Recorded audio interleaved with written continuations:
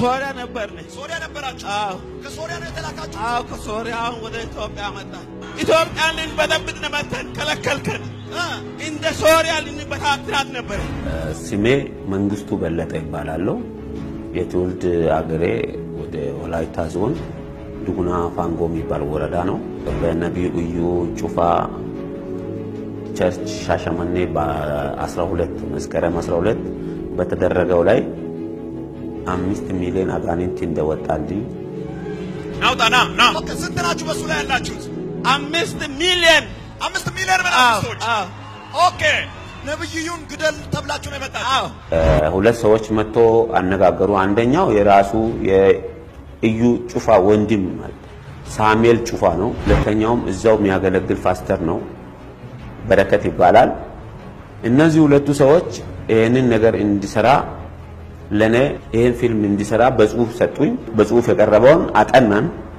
ስናጠና ይሄንን ስንፈጽም ገንዘብ እንደሚከፈልልን በቦታው የዛን ቀን ፊልሙ የተሰራበት ቀን እስከ 50 ሺህ ብር በእጅ እንደሚሰጠኝ ለህዝቡ ደግሞ ለተመልካቹ ፊት 5 ሺህ ብር እንደሚሰጠኝ ከዛ በኋላ ከሰራው በኋላ እዛ ተቀጥሬ እንደሚሰራና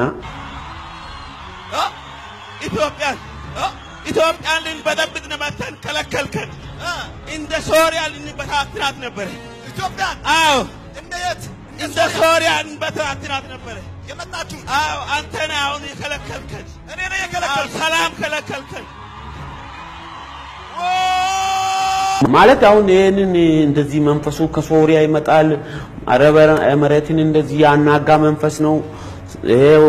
በቃ መንግስትን ለማስቦካት በቃ መንግስቱን ራሱን ትልቅ ነብይ እንደሆነና ለዚች ሀገር እሱ ትልቅ ነብይ እንደሆነ ሰዎች እንዲረዱ የሚያደርገው ነገር ነው። በቃ ተራ ማጭበርበር ነው። ህዝቡ እንዴት እንዳልነቃ አብዛኛው ልጆች እንደዚህ አጋንንት ምንም አጋንንት ሳይኖራቸው በኢኮኖሚ የወደቁ በኑሮ ችግር ምክንያት በድህነት ምክንያት የተለያየ ሁኔታ ውስጥ የገቡ ሰዎችን ለዚህ ዓላማ እንደሚጠቀሙ ዳ የሆኑት ስራ አጥ የሆኑትን ከእስር ቤት የወጡ ወንጀለኞችን አደራጅቶ ለዚህ ዓላማ እነዚህ ሰዎችን የዚህ ዓላማ ተጠቂ ናቸው። እኛ ደግሞ በመንፈሳዊ ዓለም ጸጥታ አስከባሪዎች መሆኑን ታውቃለህ? አውቃለሁ። እናንተ ባትኖሩማ ጠፍታለች። ደቡብ እናንተ ስላላችሁ ሰላም አይደለች?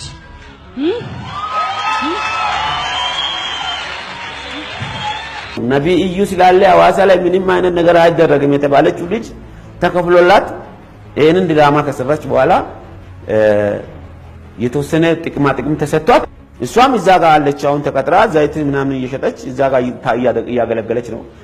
እቀባችኋለሁ፣ ትፈወሳላችሁ፣ ትፈታላችሁ እያለ አብዛኛው ሰዎች እዛ ጋር በሽታቸውን ተሸክመው ሄዶ መንግስት እንኳን በከፈተው በተለያዩ ሆስፒታሎች እንዳይታከሙ በአገራችን በግልም በመንግስት የተከፈተው ሆስፒታሎች ላይ በሽታቸውን እንዳይታከሙ እዛ አካባቢ ተፈውሳል፣ ወረቀቱን ጣል፣ የሕክምና መስረጃውን ጣል፣ ቅደድ እየተባሉ ሰዎች እየሞቱ እንደሆነ እስከዛሬ እንደዚህ ወጥቶ በፊት ለፊት እሱን የተቃወመ ሰው ባይኖርም ሰዎች በጥርጣሬ እውነትም በሚሰራው ድራማ እውነትም የእግዚአብሔር ላከው የተቀባ ሰው ነው እየተባለ ብዙ ስጋት ውስጥ እንዳትገቡ። እዩ ማለት አጭበርባሪ እልም ያለ ቦዘኔ በሕግ መጠየቅ ያለበት ሰው